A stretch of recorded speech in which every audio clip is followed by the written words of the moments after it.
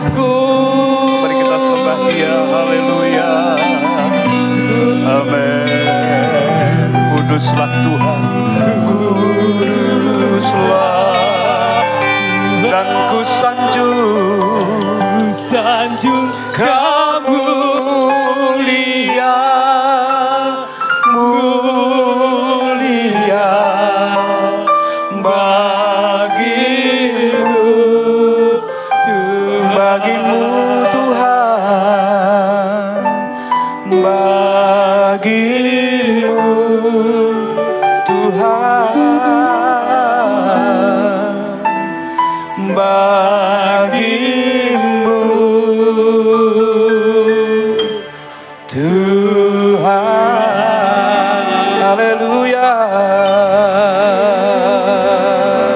Oh, ku sembah kudus Tuhan, Allah Roh Kudus, kami sembah, haleluya.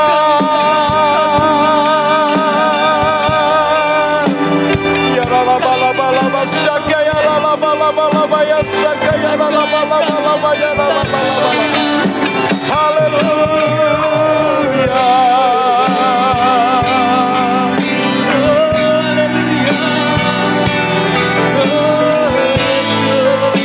Ya la ba shaka ta la ba la ba la ba la ba la ba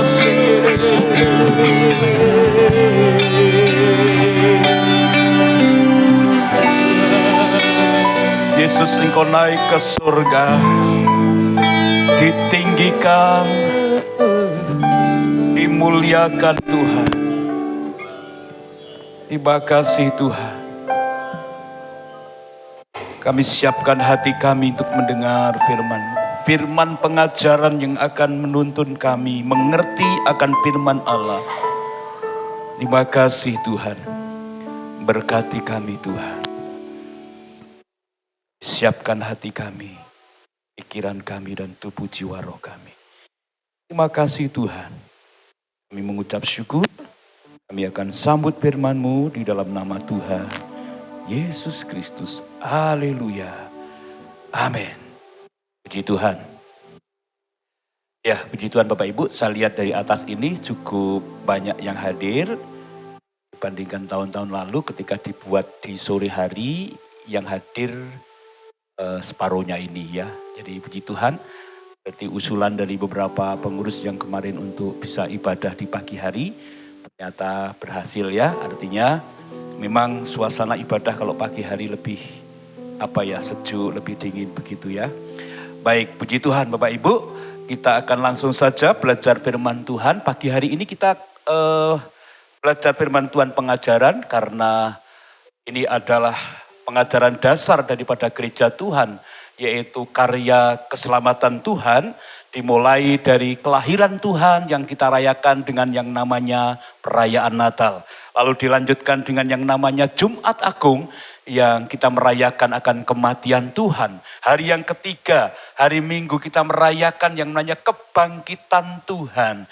Dan hari ini kita merayakan kenaikan Tuhan dan turunnya Roh Kudus. Ini adalah inti daripada Alkitab, daripada pengajaran Alkitab dalam kehidupan kekristenan kita, karena inilah karya keselamatan yang seutuhnya. Mari kita buka Alkitab kita di dalam Kisah Para Rasul pasal 1 ayat 6 sampai ayat yang ke-11. Kisah Para Rasul pasal yang pertama atau pasal 1 ayat yang ke-6 sampai ayat yang ke-11 Bapak Ibu. Kita akan membacanya bergantian dari Alkitab yang sudah kita persiapkan ini, dari Kisah Rasul 1 ayat 6 sampai ayat yang ke-11. Yang sudah ketemu katakan oh ye. Baik, saya baca ayat 6, Bapak Ibu ayat yang ke-7. Yesus terangkat ke sorga, maka bertanyalah mereka yang berkumpul di situ, Tuhan, maukah Engkau pada masa ini memulihkan kerajaan bagi Israel?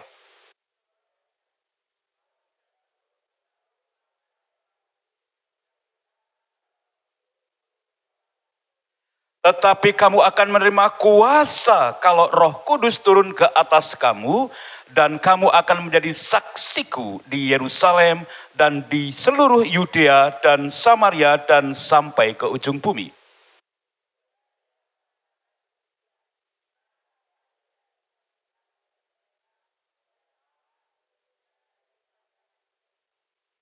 Dan berkata kepada mereka, "Hai orang-orang Galilea, mengapakah kamu berdiri melihat ke langit?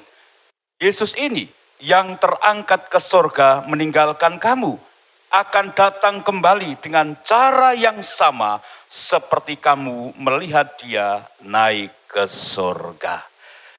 Bapak Ibu yang dikasihi Tuhan, ayat ini adalah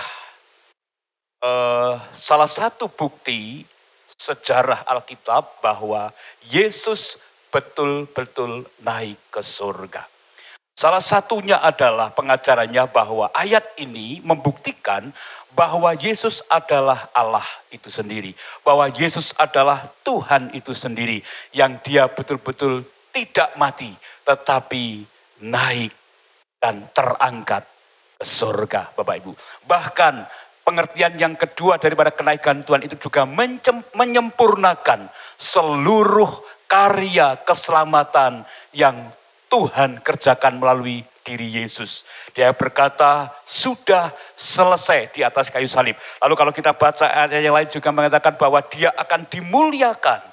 Ya, dia akan dimuliakan, artinya sudah selesai semuanya tugas-tugas dia di dunia. Maka dia naik ke surga, dan ketika naik ke surga, maka yang ada pada kita saat ini adalah Roh Kudus. Nah, mari Bapak Ibu kita akan melihat bahwa apa tujuan, di situ tujuan ya, tujuan. Apa tujuan Yesus naik ke surga, Bapak Ibu? Yang pertama, yaitu dia naik ke surga untuk menyediakan tempat bagi kita yang percaya. Perhatikan kalimat-kalimat Yesus waktu dia menyatakan dirinya dalam kitab Yohanes juga, waktu dia mau datang ke dunia, dia berkata bahwa begitu besar kasih Allah akan dunia ini, sehingga ia mengaruniakan anaknya yang tunggal, supaya barang siapa yang percaya, siapa yang percaya, dia akan mempunyai hidup yang kekal. Ya, kalimat siapa yang percaya.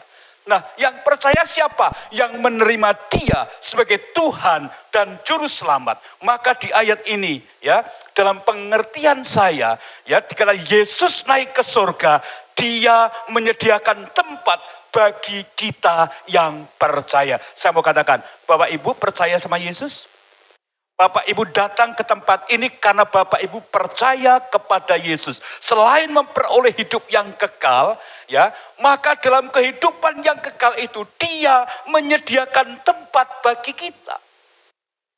Maka saudara akan bertanya, apa kehidupan kekal yang akan kita alami? Kehidupan kekal yang seperti apa? Dia menyediakan tempat di sana, Bapak Ibu. Nah, mari kita lihat Yohanes 14 ayat 2 dan 3. Di sana dikatakan, di rumah Bapakku banyak tempat tinggal. Jika tidak demikian, tentu aku mengatakannya kepadamu. Yang huruf merah perhatikan. Sebab aku pergi ke situ untuk menyediakan apa, saudara? Jadi Tuhan pergi ke surga untuk menyediakan tempat bagi kita. Maka sering dikatakan dalam khotbah-khotbah penghiburan, khotbah pengkuburan, pengematian, selalu berkata jangan takut karena Tuhan sudah menyediakan tempat bagi kita.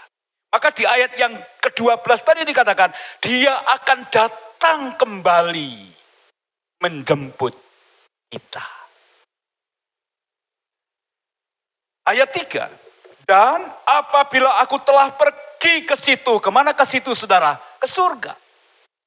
Aku telah pergi ke situ dan telah menyediakan tempat bagimu. Diulang lagi, kata menyediakan tempat bagimu.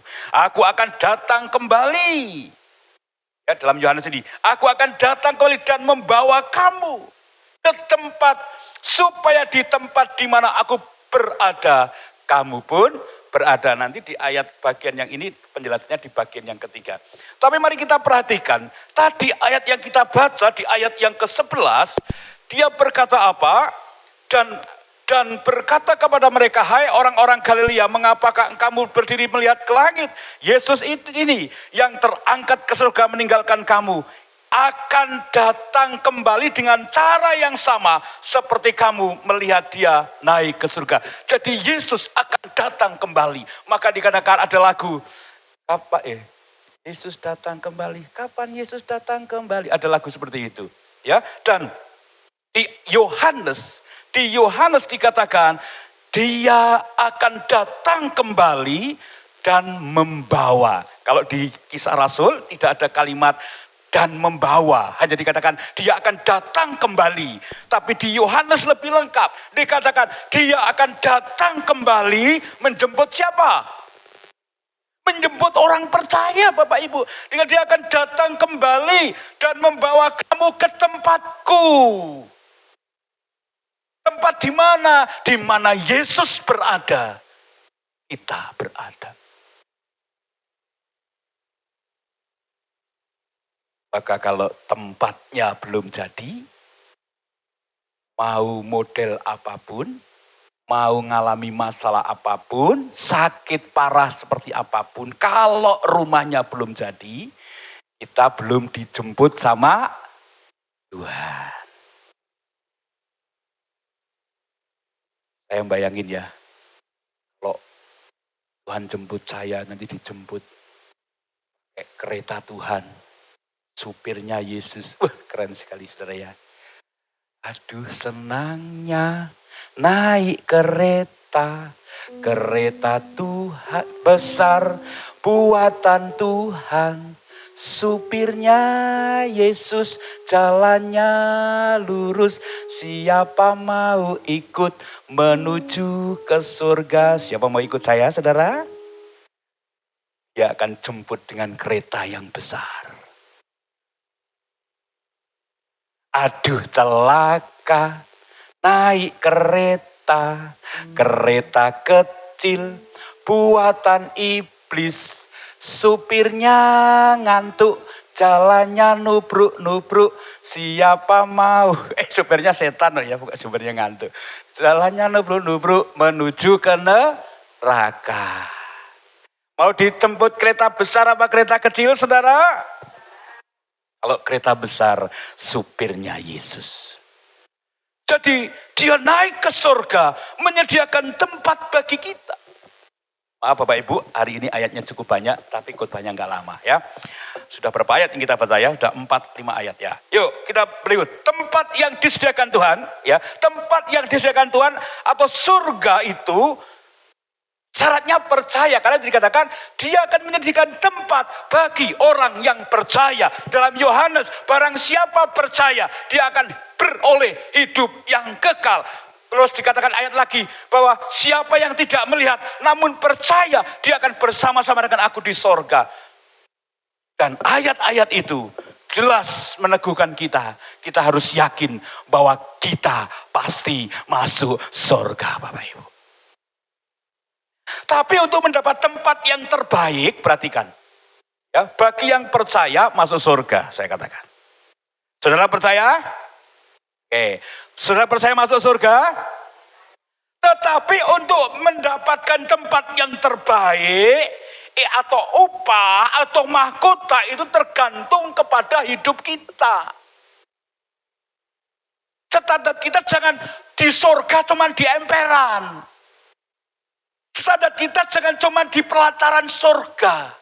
Tapi kita masuk di tempat yang paling tinggi, tempat yang paling baik di surga. Mari kita lihat Wahyu 12 ayat 20, Wahyu 22 ayat 12.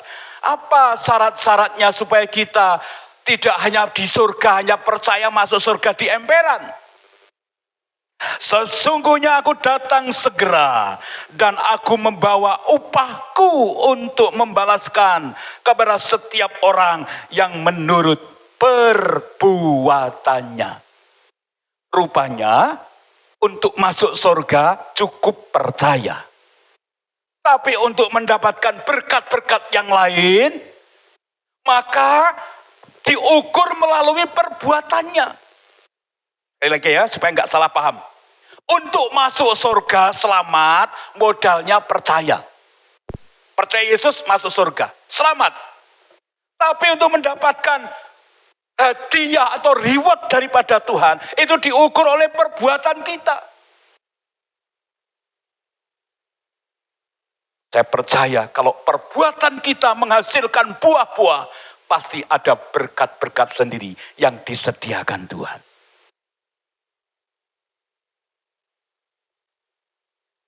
Yeremia 17 ayat 10. Mari kita baca semua ayat ini, di LCD sudah ada. 1, 2, 3. Aku Tuhan menyelidiki hati dan menguji batin. Aku mengajar setiap orang selaras dengan perilakunya dan setimpal dengan hasil perbuatannya. Rupanya tingkah laku kita diperhatikan oleh Tuhan. Maka nasihat firman Tuhan, Rasul Paulus berkata apa?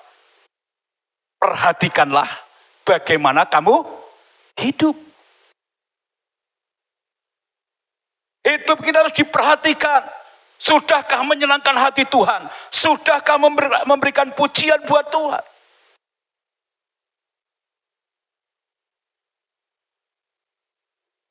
Dua Korintus 5 ayat 10. Sebab kita semua harus menghadap tahta pengadilan Kristus. Perhatikan, semua orang akan menghadap tahta pengadilan Kristus. Supaya setiap orang memperoleh apa yang patut diterima. Ternyata ada hadiah daripada Tuhan. Dan akan diberikan kepada orang yang memang patut menerimanya. Itu di sorga. Makanya bilang Tuhan menjadi tempat di surga. Dan di sorga itu Tuhan akan kasih reward, kasih hadiah. Memberi apa yang patut diterimanya sesuai dengan yang dilakukannya dalam hidupnya. Dalam hidupnya ini baik ataupun jahat. Diperhitungkan. Maka ketika Yesus naik ke sorga, firman Tuhan katakan kalau kita lihat di Lukas atau Yohanes itu, mereka tidak boleh memandangi Yesus yang sudah terangkat itu. Tapi murid itu disuruh pulang. Suruh kembali ke Yerusalem. Dan mereka berdoa di Yerusalem. Mereka berdoa bersama-sama. Itu menggambarkan dalam hidup ini.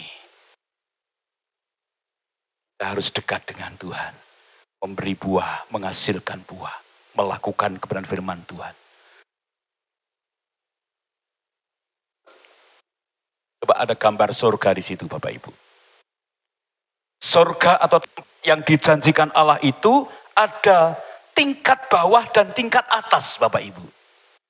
Nah tingkat bawah itu mungkin kita ada di dalam, di mana di situ penuh dengan kemuliaan, penuh dengan hal-hal yang luar biasa. Lalu tingkat paling bawah mungkin yang dikatakan emperan tadi Bapak Ibu. Saudara coba lihat gambar ini. Yang di emperan itu, yang dimaksud di emperan bukan seperti saudara ini terus di emperan depan, bukan begitu. Surga itu bukan bicara rumah, tapi kondisi keadaan yang ada. Mari kita lihat di emperan itu macam ini loh di sini saudara. Saudara lihat gambar ini Bapak Ibu. Saudara saya mau tanya, saudara mau di sini atau masuk di sana saudara? Haleluya. Mulai paham lihat gambar ini Bapak Ibu. Ini yang di bawah ini buat orang-orang yang sing penting minggu ibadah. Kon pelayanan perjamuan suci, ndak mau. Suruh terima tamu, ndak mau. Suruh baca Alkitab, sudah dikasih contoh renungan harian oleh Bapak Gembala, dibaca nek kelingan. Ya, disuruh pelayanan apapun, selalu sibuk dan lain sebagainya. Maka orang-orang itu masuk surga. Tapi di sini Bapak Ibu. Ya, siapa yang masuk di sana itu? Tempat-tempat yang indah itu. Masuk di sana. Saya pernah menjelaskan, kita memakai mahkota.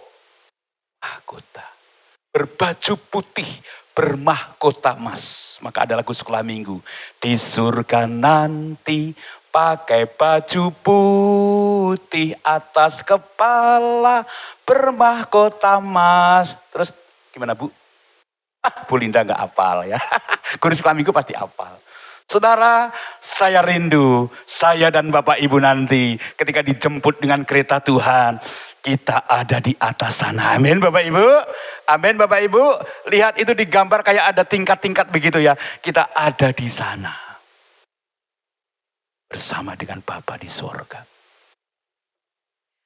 Matius 5 ayat 19. Kita bicara sorga ya. Karena itu siapa yang meniadakan salah satu perintah hukum Taurat sekalipun yang paling kecil dan mengajarkannya demikian kepada orang lain, ia akan menduduki tempat yang paling rendah di dalam kerajaan sorga. Ya, ini ya standarnya ya. Ayat berikutnya. Tetapi siapa yang melakukan, perhatikan. Tetapi siapa yang melakukan dan mengajarkan segala perintah-perintah hukum Taurat, ia akan menduduki tempat yang tinggi dalam kerajaan sorga. Jelas Bapak Ibu? Jadi kalau hanya menjadi orang Kristen biasa, dia akan ada di tempat yang paling bawah. Tapi ketika kita melakukan, mengajarkan, maka kalau orang-orang Yahudi itu ketika dia dapat firman, dia ajarkan kepada anak-anaknya. Mengajarkan, kita menghidupi firman itu, lalu kita mengajarkan, mempraktekkan, maka kita akan ada di surga yang paling atas. Jangan berkecil hati, ya. Wah, aku rak melayani, rak mlebu swarga. Mlebu swarga, tapi hanya yang di paling bawah. Terus saudara begini, membenarkan diri. Ora sah pelayanan ora apa-apa. Sing penting mlebu. Wah, itu kita jangan punya standar itu. Tapi mari kita punya standar yang tinggi. Aku tidak mau di surga itu gundul. Ya, tapi saya mau di surga itu pakai mahkota. Dapat hadiah dari Tuhan. Dapat berkat yang daripada Tuhan. Yang kedua, Yesus naik ke surga itu menunjukkan bahwa kita orang percaya juga akan ke surga. Di Yohanes 14 ayat 3 yang kita baca tadi di bagian yang terakhir dikatakan, aku telah pergi ke situ dan telah menyediakan tempat bagimu. Tempat bagi siapa? Bagi kita. Ini janji firman Tuhan. Yesus naik, dia ada di surga, dan kenaikan Tuhan membuktikan bahwa kita juga akan ada di sana. Di mana buktinya? Di ayat berikutnya, aku akan datang kembali dan membawa kamu ke tempatku, supaya di tempat di mana aku berada, kamu berada. Artinya, Yesus naik ke surga, maka kita juga ada tempat di surga.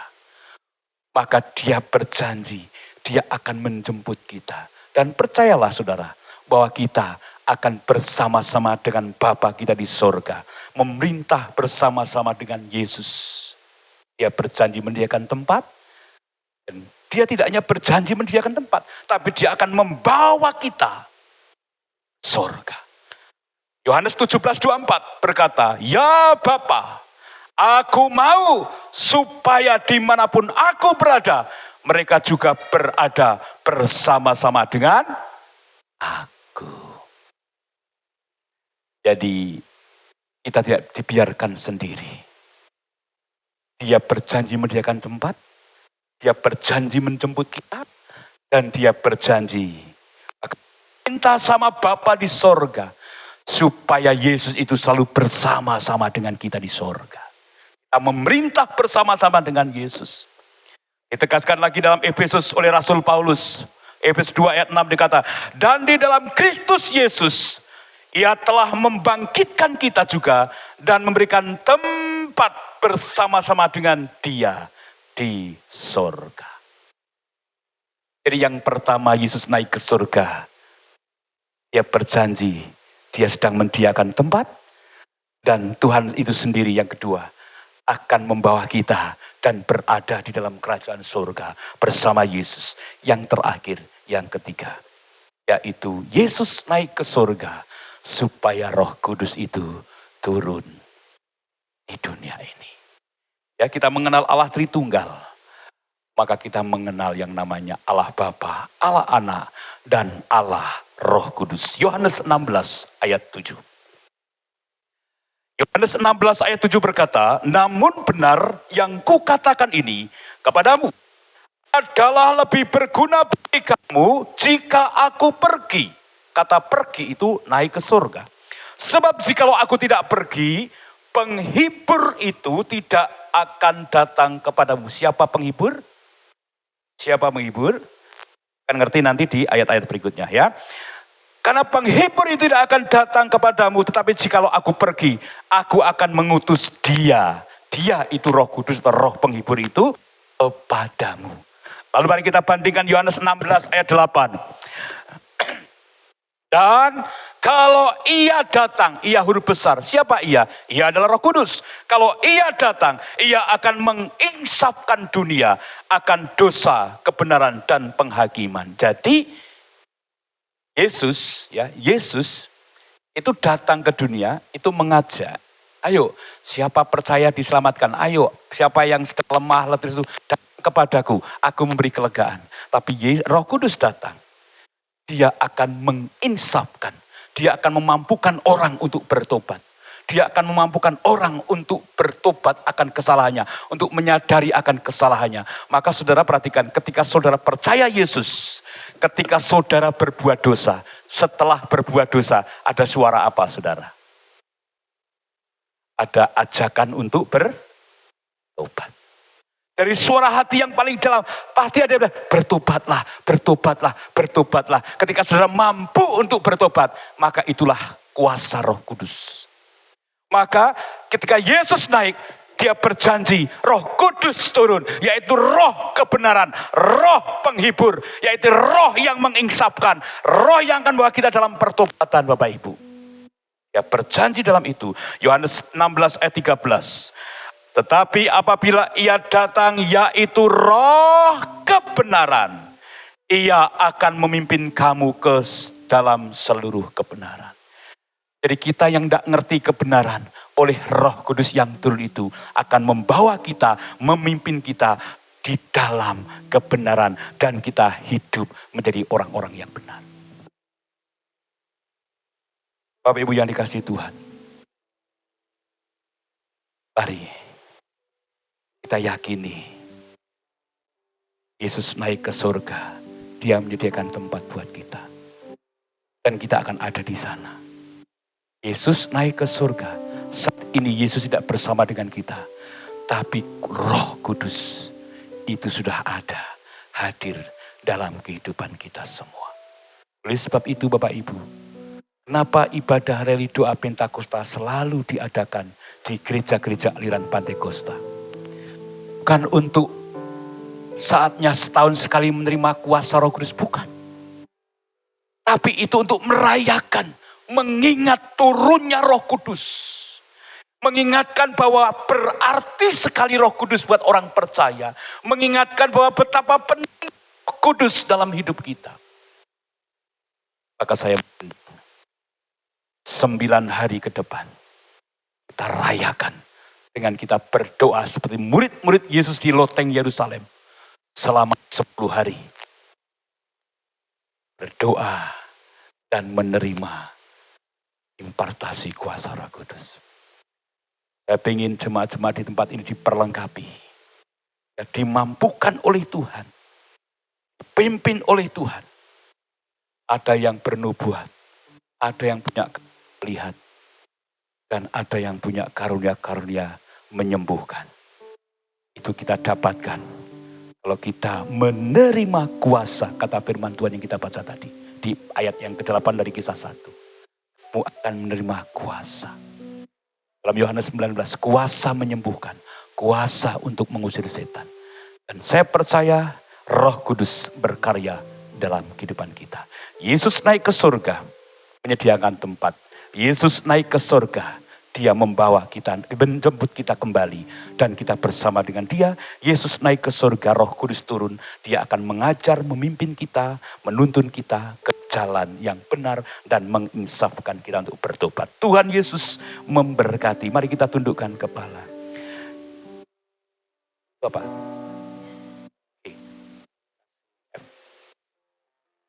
Yesus Tuhan ditinggikan atas segala Allah, dimuliakan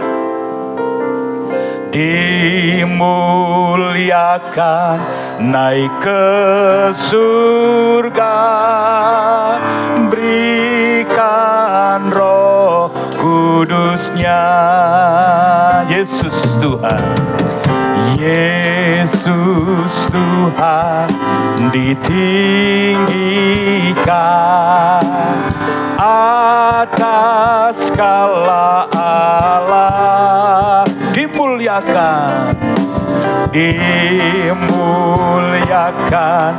naik ke surga, berikan Roh. Katakan datanglah sekarang, penuhi kami dengan kuasa.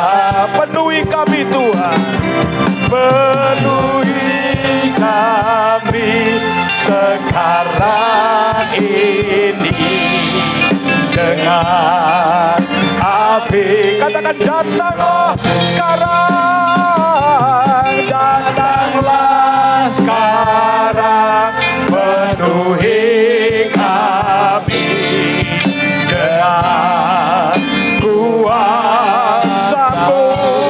Haleluya. Urapi kami sekarang ini dengan api Roh-Mu, dengan api.